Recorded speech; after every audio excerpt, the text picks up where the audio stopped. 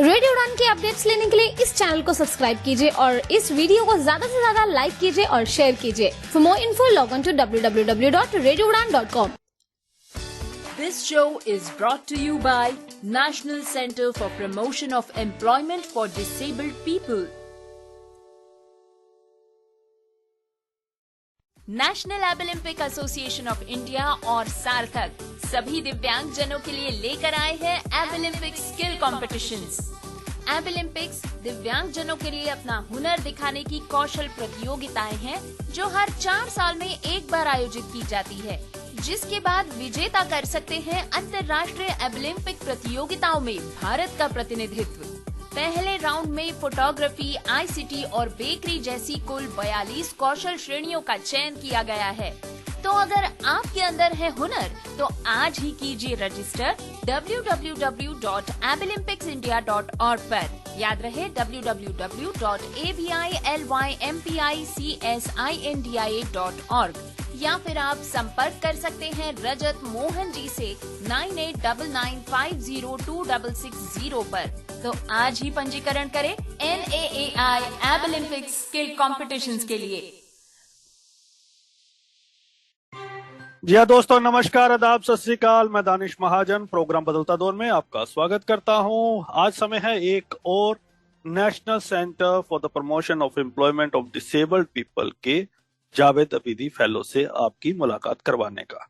आज के जो हमारे मेहमान हैं इनका नाम थानेश्वर निषाद है। ये रिसर्च कर रहे हैं डिसेबल्ड इन मनरेगा। मनरेगा जो जैसा कि आप जानते हैं Mahatma Gandhi national rural employment guarantee जो स्कीम है गवर्नमेंट की, उसमें डिसेबल्ड कैसे काम कर रहे हैं, क्या उनकी सिचुएशन है, उस पर हम बात करेंगे। निषाद साहब छत्तीसगढ़ से हैं, फिजिकली डिसेबल्ड हैं, लोकोमोटर इनकी डिसेबिलिटी कैटेगरी है। निषाद साहब बहुत बहुत स्वागत रेडियो उड़ान पे आपका। बहुत बहुत धन्यवाद सर आपको, और रेडियो उड़ान को भी बहुत बहुत धन्यवाद जो कि मुझे यहाँ बुलाया गया है। और मुझे उम्मीद है कि मैं अपने जो इस विषय को लेकर मैं लोगों तक अपनी बात पहुंचा सकूं। बिल्कुल। थानेश्वर साहब सबसे पहले तो हमें थोड़ा अपने बारे में बताएं। जी, मैं मेरा एजुकेशन 12वीं तक है, कॉलेज फर्स्ट ईयर तक पूर्ण किया हूँ। और मैं मेरा जो विकलांगता है अस्थि बाधित राइट लेग है और मेरा प्रतिशत 50% है। और मैं पार्ट टाइम फेलोशिप के साथ पार्ट टाइम पानी पूरी का दुकान भी चलाता हूँ। और मैं पिछले 2017 से विकलांगता के क्षेत्र में छोटे मोटे एनजीओ में रोजगार के विषय पर काम किया है। बढ़िया। तो कैसे पता चला आपको एनसीपीडीपी जावेद अबीदी फेलो का? जी, वही जानकारी देना चाहूंगा कि पिछले 2017 से मैं छोटे मोटे एनजीओ में काम कर रहा था। तो एक प्रोजेक्ट बेस में काम 2019 शायद 1 साल बस काम किया हूँ, वहां छूट गया। उसके पश्चात मैं वहां बेरोजगार रहा। लेकिन मैं उस एनजीओ के माध्यम से नेटवर्क में जुड़ा रहा सोशल मीडिया में। तो मुझे वहां लिंक मिला था, तो मैं उसको पढ़ने के बाद मैं इंटरेस्ट भी नहीं ले पा रहा था, क्योंकि ये हाई लेवल का फेलोशिप है जो कि मैं नहीं कर पाऊंगा। तो मुझे वही एनजीओ के जो सर है, जो अधिकारीगण हैं, मुझे प्रोत्साहित किया और बोले कि आप इतना अच्छा काम करते हो विकलांगता के क्षेत्र पे, तो आप उसमें जुड़िए ऐसा करके। तो मैं उसमें काम करने के लिए एक विषय चयन किया था जो कि रोजगार के लेके है। तो मैं उसमें अप्लाई कर लिया, तो मुझे ये फेलोशिप प्राप्त हुआ। कैसे लग रहा है ये फेलोशिप और क्या एक्सपीरियंस है अभी तक का? मुझे फेलोशिप में ज्वाइन होने से पहले बहुत खुशी हुई, क्योंकि मुझे ये लगा कि मैं अपने विकलांग जो ग्रामीण स्तर के विकलांग जन है उसके लिए कहीं ना कहीं रोजगार में जोड़ सकूं। ये मुझे बहुत अति उत्साहित हुई। और दूसरी बात यह है कि जो मैं कार्य के लिए जुड़ा, मैं कार्य के लिए उस ग्राउंड पे पहुंचा तो बहुत दिक्कतें महसूस हुई, लेकिन लगातार मैं इसको कोशिश किया तो ये आगे वकालत तक भी पहुंच गया सर। तो मुझे बहुत अच्छा लगा और एक्सपीरियंस अच्छा रहा, क्योंकि मैं डाटा बेस को लेके ज्यादातर ध्यान दिया। डाटा है अपना छत्तीसगढ़ का डाटा और जो ब्लॉक है जिला का डाटा, ये सब चीज पूरा डाटा निकाल कर मैं काम किया हूँ, तब जाके एडवोकेसी के लिए मैं बहुत आगे बढ़ चुका हूँ। ग्रेट। अब ये बताएंगे, तो आपको प्रोत्साहित किया आपके दूसरी एनजीओ के फेलोज ने। अब हमें थोड़ा सा बताएं कि जब आपने ज्वाइन किया, आपको मोटिवेशन तो वहीं से मिली, आपने बताया हमें। इस टॉपिक को आपने क्यों चूज किया और इसके पीछे की क्या वजह थी कि आपको डिसेबल्ड इन मनरेगा ही टॉपिक लेना है? एक्चुअली सर, पिछले जो बताया था कि मैं छोटे मोटे एनजीओ में काम कर रहा था, वो भी एक रोजगार के विषय में था। छत्तीसगढ़ सामाजिक समावेशी कार्यक्रम, जिसमें एक उद्देश्य था कि दिव्यांगजनों को आजीविका, विकलांगजनों को आजीविका से जोड़ना, दूसरी बात है उनके लिए एक बाधा मुक्त वातावरण तैयार करना, तीसरा उद्देश्य ये था कि संगठन के माध्यम से उनके अधिकारों को पात्रता दिलवाना। मेरा केवल ग्राउंड जो जमीनी स्तर है, ग्रामीण स्तर पे वहां मैं किया, लेकिन वहां जब फील्ड के दौरान गया, ऐसे विकलांगता मिले जो कि वो रोजगार करने में असमर्थ है और वो कुछ कर नहीं पा रहे हैं, तो उसके लिए मैं सोचा, तो मैं अध्ययन किया कि इसके लिए कुछ हम कर सकते हैं क्या। तो एक अधिनियम है राष्ट्रीय नाश, वहां भी लिखा हुआ है कि जो सेरेबल पाल्सी, ऑटिज्म और मानसिक मंदबुद्धि एवं बहु ऐसे दिव्यांगता है जिनको मनरेगा में शामिल करना चाहिए। और महात्मा गांधी रोजगार गारंटी अधिनियम 2005 के तहत भी मैं पढ़ा हूँ अध्याय सहित, तो उसमें भी लिखा है कि विकलांगजन को क्षमता अनुसार कार्य दिया जाना चाहिए। लेकिन डेटा निकालने के बाद सही तरह से कोई दिव्यांग नहीं दिख रहे थे, विकलांग नहीं दिख रहे थे कि वहां काम कर रहे हैं, या फिर उस डेटा में भी मेंशन नहीं है कि ये काम कर रहे हैं। तो मैं उस समय से पता चला था, तो मुझे लगा कि ना ये भी एक मुद्दा है रोजगार के विषय पे, जो कि ग्रामीण स्तर पे अपने गांव में काम करके वो अपना स्किल बढ़ा सकते हैं, अपने ग्रामीण स्तर पे वकालत कर सकते हैं, अपने ग्रामीण स्तर में लोगों के साथ ये जानकारी दे सकते हैं हम काम कर सकते हैं, निःशक्त नहीं सशक्त हैं, ऐसा करके। तो मैं इस विषय को चयन किया था क्योंकि ये बहुत जमीनी स्तर से जुड़ा है, ग्राम पंचायत स्तर से जुड़ा है, अपने ही गांव में रह के वहां पे रोजगार गारंटी में काम कर सकता है। बिल्कुल। तो थोड़ा सा हमारे लिसनर्स को बताओ कि मनरेगा है क्या, आपका पूरा टॉपिक क्या है और आपकी क्या की फाइंडिंग्स है, क्या स्टडी की, क्या डेटा आपने इकट्ठा किया?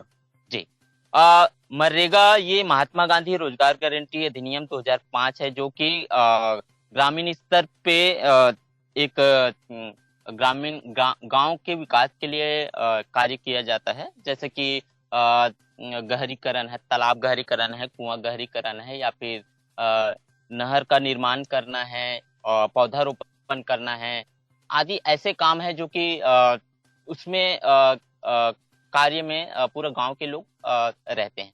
इसमें एक जॉब कार्ड बनता है, मनरेगा कार्ड कहते हैं उसको, उसमें मुखिया का नाम रहता है, उसके साथ उनके परिवारों का नाम रहता है। यह 100 दिन का कार्य रहता है, जो कि अक्टूबर नवंबर से प्रारंभ हो जाता है जुलाई तक।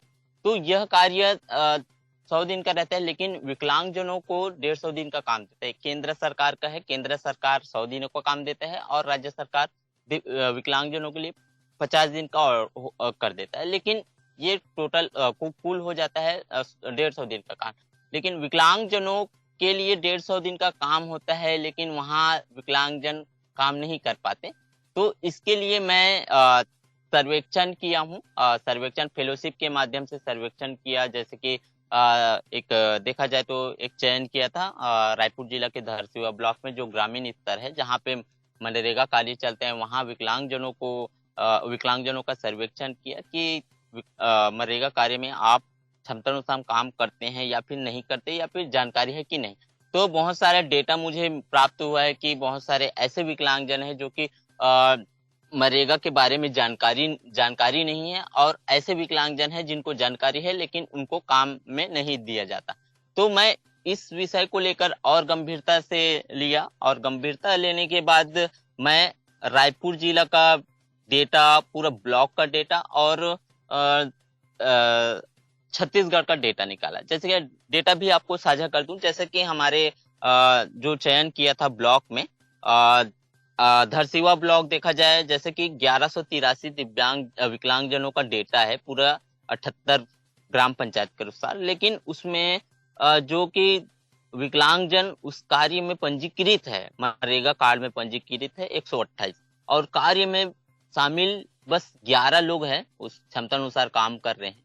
दूसरी बात देखा जाए तो छत्तीसगढ़ में टोटल 1,46,398 ऐसे विकलांगजनों का पंजीकृत है मनरेगा जॉब कार्ड में, लेकिन कार्य में शामिल 29,518। तो डेटा कहता है कि विकलांगजन इतना है और पंजीकृत इतना है और काम इतना कर रहे हैं। तो मुझे लगा कि इसके ऊपर काम करना चाहिए। अहम मुद्दा बात और अहम ऐसे बात ये है कि जो अधिनियम के तहत राष्ट्रीय सेरेबल पाल्सी, ऑटिज्म, मानसिक मंदबुद्धि एवं बहु ऐसे विकलांगताओं के लिए सरकार द्वारा विचार किया जाना चाहिए, लेकिन वो कर ही नहीं, सरकार द्वारा अभी तक विचार किया ही नहीं। तो मैं ये चाहता हूं कि इस विकलांगजनों, जो संवेदनशील विकलांगजन हैं, इनके लिए भी मनरेगा कार्य में कहीं ना कहीं से इनको मिलना चाहिए। तो मैं सर्वेक्षण के दौरान भी यह पता किया हूँ, समुदाय और छोटे मोटे एनजीओ से भी यह जानकारी लिया हूँ, चर्चा किया हूँ कि इस विकलांगताओं के लिए आप क्या कर सकते हैं, इसके लिए सुझाव देने की सहयोग प्रदान करें। तो उसमें यह बात आई है कि ऐसे जो संवेदनशील विकलांगजन हैं उनको सरकार द्वारा विचार किया जाना चाहिए, लेकिन अभी तक नहीं किया। लेकिन हम ये चाहते हैं कि उस विकलांग के परिवार है, जो कि अपने परिवार से डिपेंड करते हैं उन लोग, तो उस परिवार को उस विकलांगता की राशि मिलनी चाहिए, क्योंकि उसका भरण पोषण उनके परिवार ही वाले कर रहे हैं। और दूसरी बात यह है कि जो संवेदनशील विकलांगजन है उनके परिवार को मिल जाए पैसा इसके थ्रू, तो उसके परिवार वाले उस विकलांगता को व्यवहारता के साथ प्रस्तुत होंगे, ना ही उनके साथ हीन भावना से प्रस्तुत आएंगे। ऐसा टाइप का जो चर्चा होने के बाद भी हमारे विकलांगताओं के साथ भी चर्चा किया था, तो उसमें भी यही बात आई थी। तो मैंने इस सभी चीजों को, सभी डेटा सहित, अधिनियम सहित मैंने शासकीय विभाग जैसे कि जिला पंचायत, ब्लॉक पंचायत और जो कि पंचायत एवं ग्रामीण विकास विभाग की जो मंत्री है हमारे छत्तीसगढ़ में और संसदीय सचिव है, इस सभी जगहों में प्रस्तुत किया था पत्र, जो कि इस दिव्यांगजनों को प्राथमिकता दिया जाना चाहिए। तो अभी तक नहीं हुआ है, लेकिन मेरा यह कार्य जारी है जो कि हमारे दिव्यांगजनों को, विकलांगजनों को इस मनरेगा कार्य में शामिल करवाना है। बहुत बढ़िया थानेश्वर साहब, ये बताएं मुझे कि कारण क्या, आपको क्यों डिसेबल्ड को मनरेगा में जॉब नहीं देते? आपकी बात हुई, जैसे आपने बताया, कई अधिकारियों के साथ, पंचायत लेवल पे आपकी बात हुई होगी, लोगों के साथ भी बात हुई होगी, हायर स्तर पे भी आपकी बात हुई होगी। कारण क्या आपको मिले कि क्यों मनरेगा में डिसेबल्ड को शामिल नहीं किया जाता? सर, देखा जाए तो एक बड़ा मुद्दा ये है विकलांगता के कारण। विकलांगता है या फिर कहीं भी से रहे, वो कुछ नहीं कर पाएगा, उसकी सोच ये है। और दूसरी बात, वहां तक आप जाने में समस्या है, आप वहां तक नहीं जा पाओगे। तीसरी बात ये है कि उनको भी अधिनियम की गाइड नहीं है, पंचायत स्तर पे अधिनियम की गाइड नहीं है। और मन स्थिति तो ये भी है समुदाय में कि विकलांगता ही के कारण इनको नहीं जा पाएंगे। दूसरी बात ये है कि हम उसको एक ये प्रोत्साहित नहीं कर पा रहे हैं कि कल के तारीख में हम वो मनरेगा कार्य में जाकर अपनी बात को रख सकता है, लेकिन वही मनरेगा कार्य के साथ आगे बढ़ सकता है, ये नहीं सोच। लेकिन वही कारण ये है सर कि उनको सही तरह से जानकारी नहीं है। विकलांगता के कारण ही उनको घर से बाहर नहीं निकालते, और दूसरी बात, उनको जानकारी भी नहीं दे पाते कि वो काम नहीं कर पाएंगे। तो आपने बात की होगी अधिकारियों से और डिसेबल्ड लोगों से कि भाई आप क्यों नहीं जाते मनरेगा में, उन लोगों का क्या कहना था? और जब आपने बात की अधिकारियों से तो कुछ बदलाव उनकी सोच में आया? आपको लगा कि वो आगे तैयार होंगे? जी सर, जैसे कि देखा जाए तो मैं एक डेटा भी प्रस्तुत किया था जिला पंचायत में, तो उनके द्वारा जानकारी प्राप्त हुई थी, जैसे कि आप एक लिस्ट दो, जैसे जो विकलांगजन मनरेगा कार्य में शामिल होना चाहते हैं उनको आप उनका लिस्ट आप साझा कीजिए। मैंने एक फिर से सर्वेक्षण प्रारंभ कर दिया एक सोशल मीडिया व्हाट्सएप ग्रुप के माध्यम से कि आप रोजगार करना चाहते हो तो आप कौन से रोजगार करना चाहते हो, उसमें क्या काम करना चाहते हो, ये सब चीज मैं उनका लिस्ट तैयार किया। तैयार करने के पश्चात मैं मनरेगा ऑफिस और जिला पंचायत में भी प्रस्तुत कर चुका हूँ, लेकिन अभी तक सही तरह से सुझाव नहीं आया है, न ही मुझे पत्र आया है कि आपके द्वारा जो भी आवेदन है उनके ऊपर कार्रवाई कर रहे हैं, ये कुछ नहीं आया। लेकिन मैं इस पर लगातार मैं अपना डॉक्यूमेंटेशन कर रहा हूँ, लगातार मैं आवेदन के साथ रिसीव ले रहा हूँ, जो कि मेरे लिए आगे चल के विकलांगजनों को इम्प्लीमेंट करवाने में लाभदायक हो। पर कुल मिला के वो आपको पॉजिटिव लगे अधिकारी, आपसे बात तो कर रहे थे वो?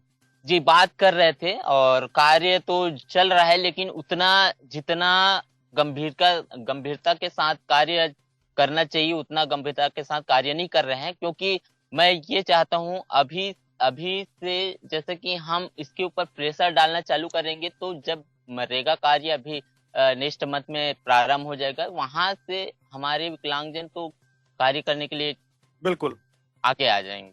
बिल्कुल। तो इस विषय को लेकर गंभीरता से लगातार मैं प्रस्तुत कर रहा हूँ पत्र आवेदन के साथ, डेटा के साथ। गंभीरता तो डिसेबल्ड को लेके किसी भी विषय पे लेते नहीं ना इंडिया में, ये तो दिक्कत है ही है पूरे इंडिया की। यही है जी जी जी। तो थानेश्वर साहब, क्या रिकमेंडेशंस है, आपने क्या सुझाव दिए हैं, आपने क्या सोचा है किन बिंदुओं पर काम होना चाहिए ताकि मनरेगा में प्रॉपर इंक्लूजन हो सके डिसेबल्ड का? जी सर, देखा जाए तो बिंदुओं में वो अधिनियम उनको भी अध्ययन करना चाहिए जो महात्मा गांधी रोजगार गारंटी अधिनियम है, लिखा है अध्याय 4.11 में और एक अध्याय 9.3.1 में, जो कि उस कानून में उस अधिनियम में लिखा है। उस अधिनियम के तहत उसको पारित किया जाए और इसके लिए लगातार जो लोग हैं, समुदाय के लोग को भी जागरूक करना है। और जो शासकीय अधिकारी है मनरेगा के तहत या फिर पंचायती लेवल पे सचिव है, उनको भी लगातार जागरूक करेंगे, तब जाके इस मनरेगा कार्य में विकलांगजनों को शामिल करने के लिए आगे बढ़ेंगे। आप अपनी लड़ाई कैसे लड़ रहे हैं? आपने कहा आप डॉक्यूमेंटेशन कर रहे हैं, अधिकारियों को पत्र लिख रहे हैं, अगर इससे भी बात नहीं बनती तो आप क्या करने वाले हैं ताकि इंक्लूजन इंश्योर कर सकें? मेरा जो कार्य योजना भी है, जैसे कि मैं लगातार प्रस्तुत कर रहा हूँ, मेरी बात नहीं सुन रहे हैं, तो मैं डेटाबेस के लेके एक प्रेस कॉन्फ्रेंस के साथ भी आरटीआई प्रस्तुत करूंगा जनवरी मंथ में, जो कि विकलांगजनों को उनके अधिनियम के तहत को कार्य में शामिल करना चाहिए। ऐसा करके मैं प्रेस कॉन्फ्रेंस के साथ आरटीआई लगाऊंगा। और दूसरी बात, पंचायत स्तर पे एक जिला स्तर पे एक मीटिंग करवाने के लिए कार्य योजना बना रहा हूँ, जो कि पुनः रूप से सरकारी व्यक्ति जैसे कि जिला पंचायत के अधिकारीगण, ब्लॉक पंचायत के अधिकारीगण और मनरेगा के अधिकारीगण ये शामिल रहे, साथ में पंचायत स्तर के सचिव भी शामिल। तो थानेश्वर साहब, एक बात बताएं, आपने तो छत्तीसगढ़ में ये स्टडी की है, एक ब्लॉक में भी की है और डेटा आपने ओवरऑल छत्तीसगढ़ का भी लिया है, तो इस डेटा से मोटा मोटा क्या समझ आता है कि पूरे देश में सिचुएशन ऐसी है जहां आपको लगता है कि कई जगह पे सिचुएशन अच्छी है और कई जगह पे सिचुएशन बहुत खराब है? जी सर, देखा जाए तो जैसे कि मैं डेटा निकालने की कोशिश किया था पूरे भारत का, ये राष्ट्रीय लेवल से है, तो मैं पूरा भारत का डेटा निकालने की कोशिश किया, लेकिन ये डेटा में मुझे प्राप्त नहीं हो पाया पूरे भारत का, लेकिन अलग अलग राज्य है जो कि हुआ। लेकिन वहां भी डेटा को लेके देखा जाए तो ऐसे विकलांग है, अब 21 प्रकार की विकलांगता को लेके जाए तो करीबन हर राज्य में 15 लाख 16 लाख से अधिक ही विकलांग मिलेंगे। तो जहां तक मुझे लगता है ये डेटा के अनुसार विकलांगजन को ही मनरेगा कार्य में पूर्ण रूप से शामिल नहीं कर रहे हैं, तो इसके लिए वकालत होना चाहिए नेशनल लेवल पे, ये मेरा सोच। बिल्कुल। तो NCP EDP Javed Dwivedi fellowship कितनी इंपॉर्टेंट रही आपके लिए, और क्या आपको लगता है और ऐसी फेलोशिप्स आनी चाहिए? कैसे इसने आपके कार्य को बल दिया?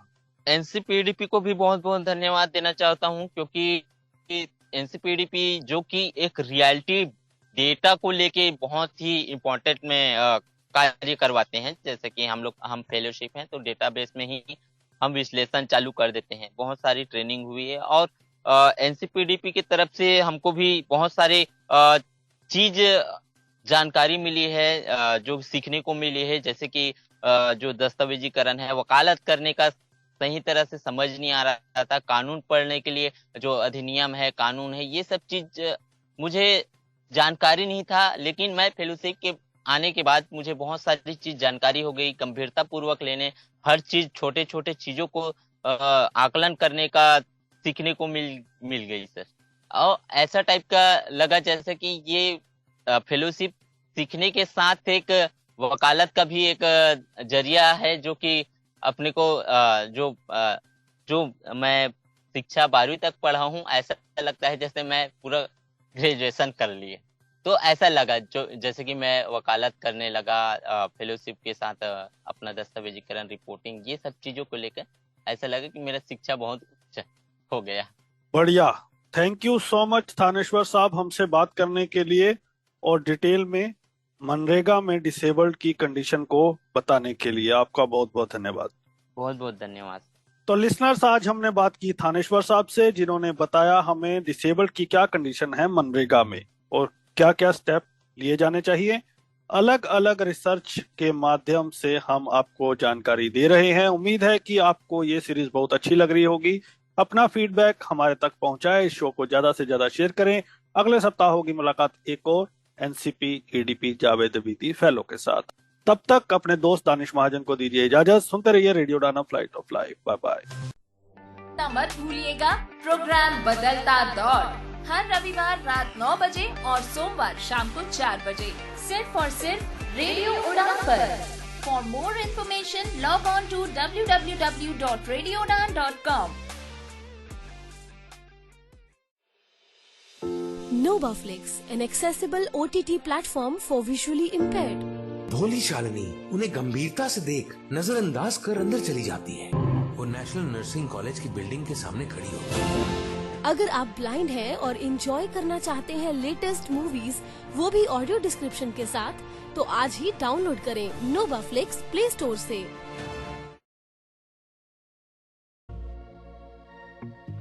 हे गाइस, आप अपने फील्ड में मास्टर हैं, सुपर्ब हैं, टैलेंटेड हैं, लेकिन ये क्या टेक्नोलॉजी के मामले में अब थोड़ा सा पीछे हैं? फिकर नॉट यार, आरजे मीनल है ना।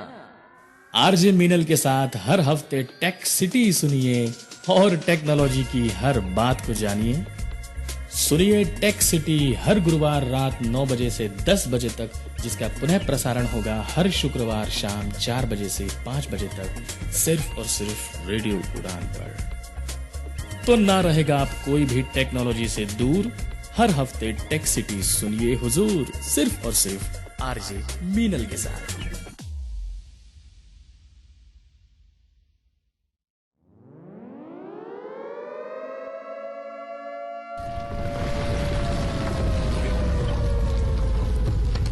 दुर्घटनाएं, डिजास्टर्स।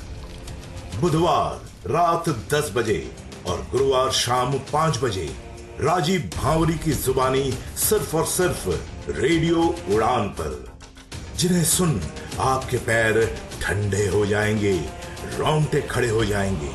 राजीव भावरी से आप सुनेंगे बड़े पैमाने पर घटित हो रही प्राकृतिक और मौसमी आपदाएं एवं दुर्घटनाएं, जिसके सामने इंसान बेबस और लाचार नजर आते हैं।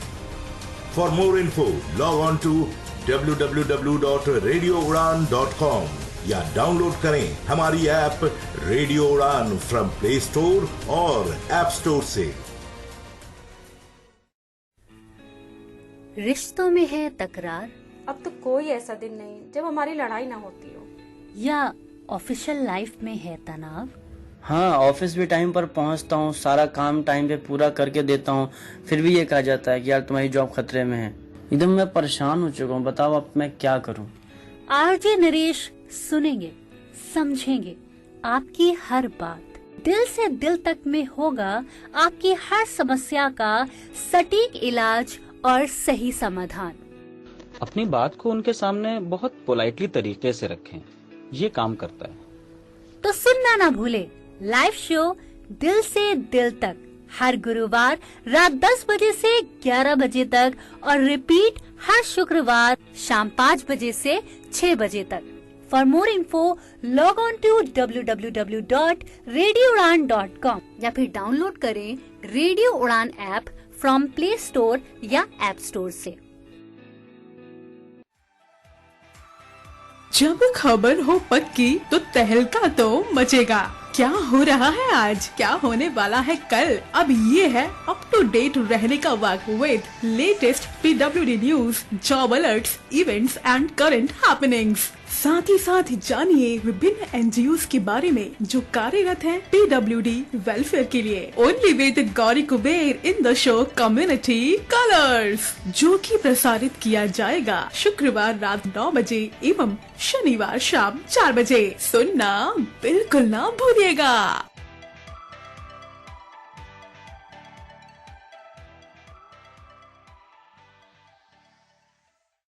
कभी अतीत का किस्सा सुनाती, कभी उलझे सवालों का जवाब ढूंढ लाती, कभी बनती खाली समय का सहारा, सुकून से भरा है इसमें जीवन सारा।